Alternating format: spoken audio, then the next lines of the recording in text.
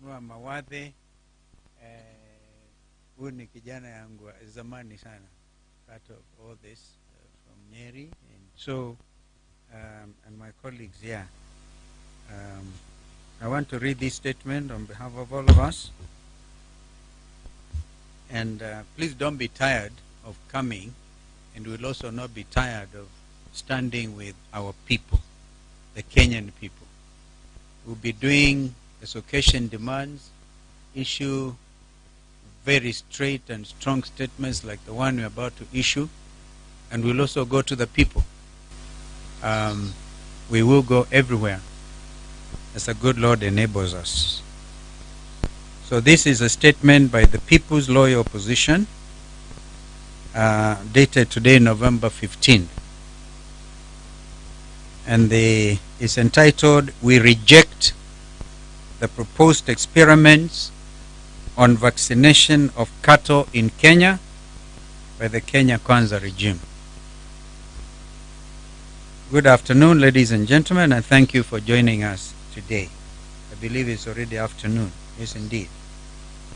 Last week, William Ruto announced at a public gathering the intention of the Kenya Kwanza government to vaccinate some 22 million cattle in the country.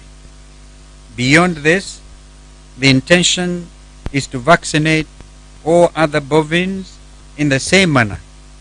This includes sheep, goats, camels, and other domestic animals.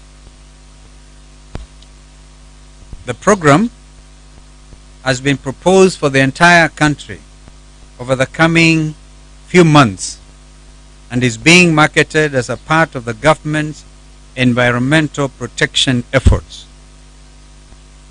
We wish to state at the very outset that the proposed vaccination program has all the markings of a sinister foreign agenda.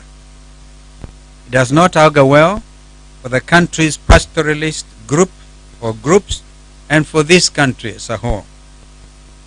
The plan, which has the full support of international research institutions, wants to introduce gene-modifying drugs into Kenyan bovine livestock in order for them to ostensibly, quote-unquote, cease emitting methane gas into the atmosphere. Ladies and gentlemen, animals release gas into the atmosphere as a normal biological result of digesting processes.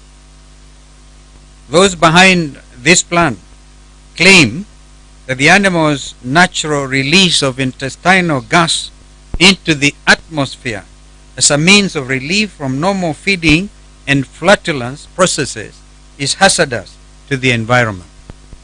They say that biogas, which is used for a variety of residential uses around the world, is contributing to harmful climate change. As a result, our animals are expected to receive injections that prevent them from releasing digestive gas into the atmosphere indefinitely. However, people behind this plan do not carry out the same vaccination programs in their own nations, where they have considerably more animals than Kenya, therefore greater contributors to the harmful climate change, quote unquote.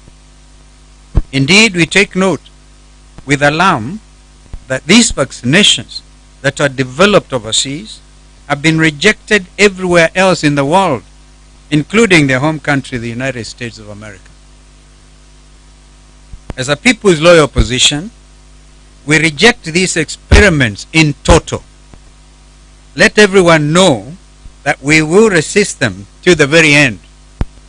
We ask our fellow Kenyans to join us in opposing the proposed vaccinations which clearly hurt our animals and endanger our people.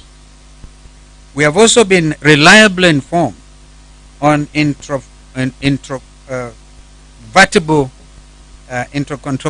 scientific authority that these vaccines will alter the genetic structure of our animals.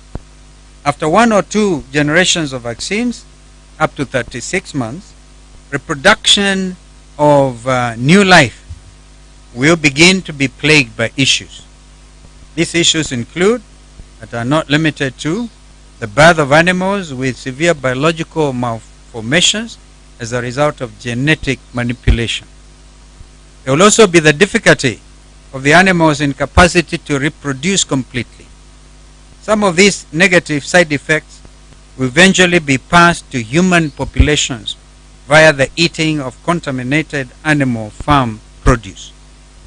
This is completely unacceptable, and on behalf of the Kenyan people, we will not tolerate it.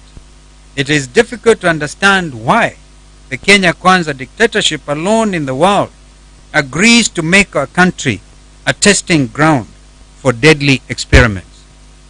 Any government's first responsibility is to protect its citizens' interests and well-being.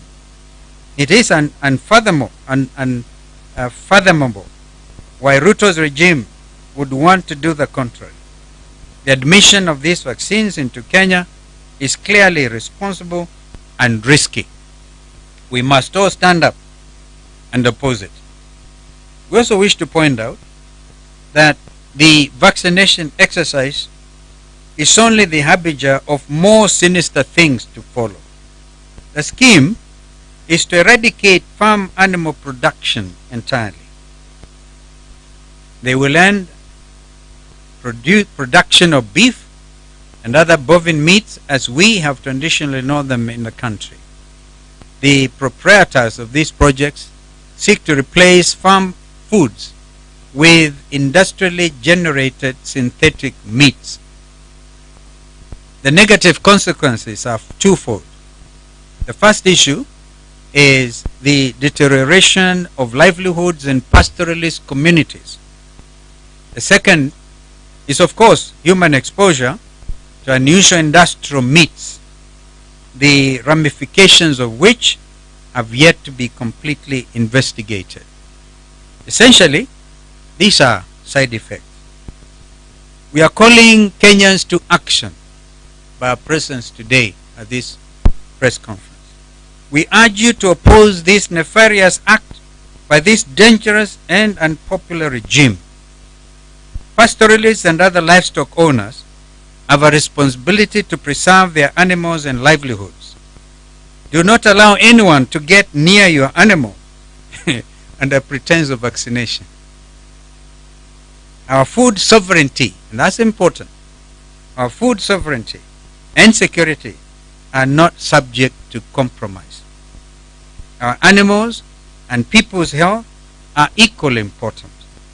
Every Kenyan, therefore, has a responsibility to aggressively oppose this cruel goal. We ask all Kenyans to remain very vigilant. Do not allow any agent or official of the Ruto regime to come anywhere near Kenyan cattle with these vaccines. There will be no forced vaccination of animals in Kenya. We all remember stories of anthrax. If you're coming to vaccinate against anthrax and know the things we all know. We will resist by all constitutionally protected and guaranteed means. Lastly, ladies and gentlemen, we commend our Catholic bishops for calling out this rogue government on its unethical dealings with the people of Kenya that are corroding the basic core values that we cherish as a Kenyan people. Now, because of this genetically modified approach, you can never plant the same seeds twice. Yeah, you plant once and you have to wait. And we went to court. We instructed our learned friend Paul Mwangi to go to court of that GMO thing. The course last few days, I think, took a negative decision.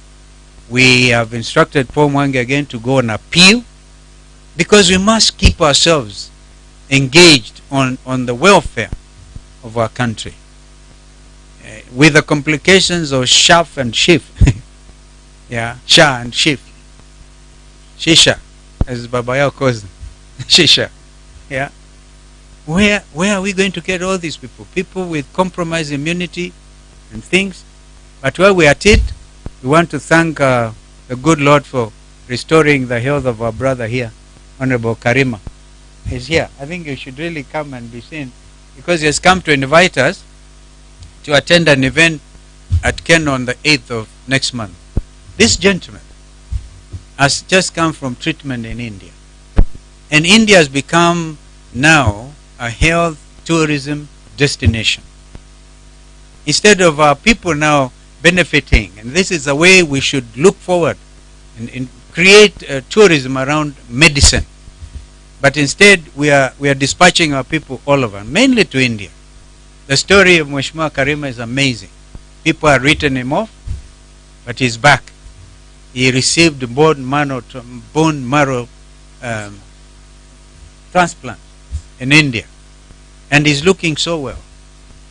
We can do better, but with this regime, they have absolutely no idea what is happening.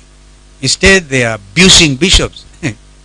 they are actually literally abusing bishops, because if you also don't respect our spiritual fathers, where are you going to get blessings from? I want to end there, and if there's any question, I know my colleagues wanting to add any comment. By the way, it was Jeremiah Kioni who actually first pointed out this thing to us. He kept on talking about it. He said, what is Jeremiah talking about? Now we've done research, we have looked at this thing in depth, and what we have just given you is of vital importance to the present generation and the generations to come. Kama hakuna swali, tunawachia tu hapa.